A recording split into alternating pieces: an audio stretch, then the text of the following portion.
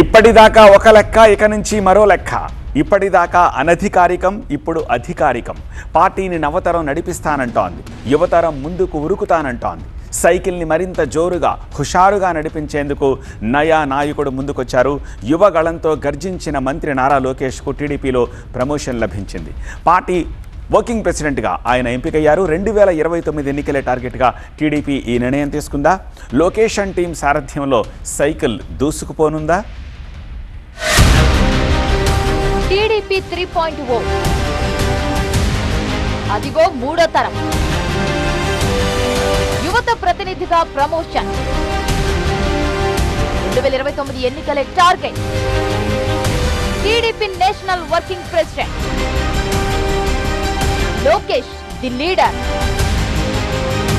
TDP national working president గా మంత్రి నారా లోకేష్ కు పొలిటికల్ ప్రమోషన్ లభించింది. లోకేష్ కు ప్రమోషన్ ఇవ్వడం ద్వారా చంద్రబాబు తర్వాత పార్టీని ముందుకు నడిపించే నాయకుడు ఎవరు, సైకిల్ శ్రేణులను కలిసికట్టుగా ఒకే తాటిపై నడిపించే లీడర్ ఎవరు అనే ప్రశ్నకు టీడీపీ సమాధానం ఇచ్చినట్లయిందని విశ్లేషకులు చెబుతున్నారు. టీడీపీ భవిష్యత్తును దృష్టిలో ఉంచుకొని సుదీర్ఘ కసరత్తు తర్వాత లోకేష్ ఎంపిక జరిగిందంటున్నాయి సైకిల్ పార్టీ వర్గాలు. ఇప్పటికే చంద్రబాబు కేబినెట్ లో మంత్రి లోకేష్ కీలకంగా వ్యవహరిస్తున్నారు. ప్రతి కేబినెట్ సమావేశానికి ముందు మంత్రులతో మంత్రాంగం నడుపుతున్నారట. అటు పాలనా వ్యవహారాలు, ఇటు పార్టీ వ్యవహారాలు అన్నీ తానే చక్కదిద్దుతున్నారు. 2 దఫాలు మంత్రిగా పనిచేసి పాలనపై పట్టు సాధించారు. ఇక లీడర్లు క్యాడర్తో మమేకమై పార్టీలో ఇంతింతై అంతంతై అన్నట్లు ఎదిగారు. మొదట ఎమ్మెల్సీగా పనిచేసి ఆ తర్వాత మంత్రిగా ప్రమోషన్ అందుకొని పరిపాలనలో సత్తా చాటారు.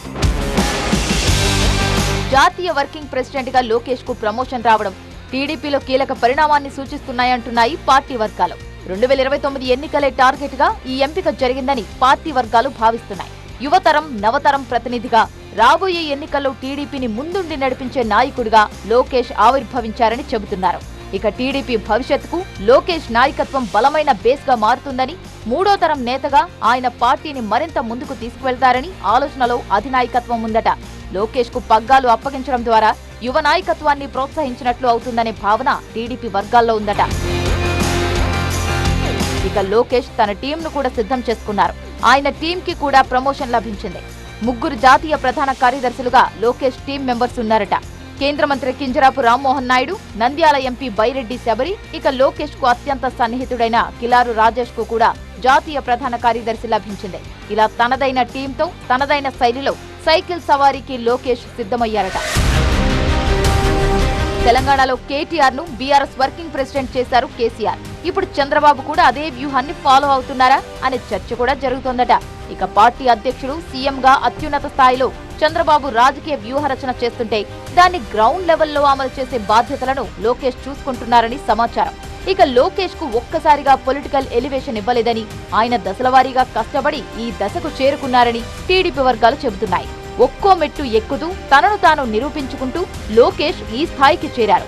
ఇక తండ్రిలాగానే టెక్నాలజీని సామాన్యులకు చేరువ చేయడంతో పాటు కార్యకర్తలు అందుబాటులో ఉంటారనే పేరు తెచ్చుకున్నారు లోకేష్.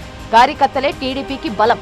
అందుకే బీమా సౌకర్యంతో పాటు వాళ్ల కుటుంబాల యోగక్షేమాలు చూసే బాధ్యత కూడా లోకేష్ స్వయంగా చూసుకుంటున్నారు. ఇక లోకేష్ తరచూ ఢిల్లీకి వెళుతున్నారు. కేంద్రంతో కోఆర్డినేట్ చేసుకుంటున్నారు. కేంద్ర మంత్రులను కలుస్తున్నారు. రాష్ట్ర సమస్యలను వాళ్ల ముందుంచి పరిష్కారం తీసుకువచ్చేందుకు కృషి చేస్తున్నారు. అడపాదడపా ప్రధాని మోదీని, కేంద్ర హోంమంత్రి అమిత్ షాని కలుస్తున్నారు. కీలక విషయాలను వాళ్లతో చర్చిస్తున్నారు. అలాగే ఎన్డీఏలో కీలక పార్ట్నర్ గా ఉన్న టీడీపీ తరపున అన్ని నిర్ణయాలు తీసుకోవడంలో, బీజేపీ అగ్రనేతలతో మాట్లాడడంలో చొరవ చూపిస్తున్నారు. 2019లో టీడీపీ ఓడిపోయి కష్టకాలంలో ఉన్నప్పుడు 3000 కిలోమీటర్ల దూరం పాదయాత్ర చేసి కూటమి మళ్లీ అధికారంలోకి రావడానికి లోకేష్ తన వంతు కృషి చేశారు.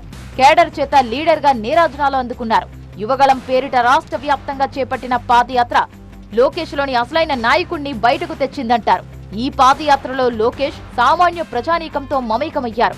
వారి కష్టాలు చూసి చలించిపోయారు. వారి అవసరాలను తెలుసుకొని అండగా ఉంటామని హామీ ఇచ్చారు. జగన్ పాలనలోని లోపాలను ఎత్తిచూపుతూ ప్రజలను ఆలోచింపచేశారు. అయితే లోకేష్ పొలిటికల్ జర్నీ అంత సాఫీగా హ్యాపీగా సాగలేదు. 2013లో రాజకీయాల్లోకి అడుగుపెట్టిన లోకేష్ అడుగడుగునా కష్టాలు పడాల్సి వచ్చింది. ఏ నాయకుడు ఎదుర్కోనంత ట్రోలింగ్ ను ఆయన ఎదుర్కొన్నారు. మాట్లాడే భాష దగ్గర నుంచి నానా రకాలుగా ప్రత్యర్థులు ఆయనను అనుక్షణం వేధించారు. ప్రత్యక్ష ఎన్నికల్లో గెలవకుండానే మంత్రి అయ్యారని విమర్శించారు. వీటన్నిటినీ తట్టుకొని నిలవడమే కాకుండా అహర్నిశలు తనను తాను మలుచుకుంటూ తనకు ఎదురైన ప్రతి కష్టమైన రాజకీయ మలుపులో గెలుపును సాధిస్తూ పార్టీ వర్కింగ్ ప్రెసిడెంట్ దాకా లోకేష్ ప్రయాణం సాగింది. టీడీపీకి తాను వీక్నెస్ కాదని, తానే పార్టీకి బలమని నిరూపించుకున్నారు. ఏపీ రాజకీయాల్లో తిరుగులేని శక్తిగా ఆవిర్భవించారు. 2014లో ఏపీలో టీడీపీ అధికారంలోకి వచ్చిన నాటి నుంచి లోకేష్ రాజకీయాల్లో యాక్టివ్ అయ్యారు. అయితే అంతకుముందు 2009 ఎన్నికల సమయంలో టీడీపీ ఇచ్చిన నగదు బదిలీ హామీ లోకేష్ ఐడియా అని చెబుతారు. 2017లో శాసన మండలికి ఎన్నికైన లోకేష్ మంత్రి పదవిని చేపట్టారు. ఇక 2019 ఎన్నికల ద్వారా ప్రత్యక్ష రాజకీయాల్లోకి అడుగుపెట్టిన లోకేష్ రాజధాని అమరావతి పరిధిలోని మంగళగిరి అసెంబ్లీ స్థానం నుంచి పోటీ చేసి ఓటమి పాలయ్యారు.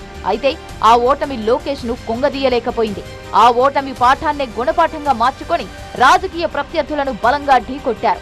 ఏ మంగళగిరిలో అయితే ఓడిపోయారో అదే చోట చరిత్రలో కని విని ఎరుగని మెజార్టీతో విజయం సాధించి మంత్రి పదవి చేపట్టారు. ఇక 2023లో చంద్రబాబు అరెస్ట్ అయి జైల్లో ఉన్నప్పుడు ఢిల్లీ స్థాయిలో లాబియింగ్ చేయడంలో లోకేష్ చూపించిన చొరవ అంతా ఇంత కాదని చెబుతారు. అప్పట్లో బీజేపీతో సంబంధాలు అంతంత మాత్రంగా ఉన్నప్పటికీ ఢిల్లీ వెళ్లి అమిత్ షాను కలిసి ఆయన మంత్రాంగం నడిపారు.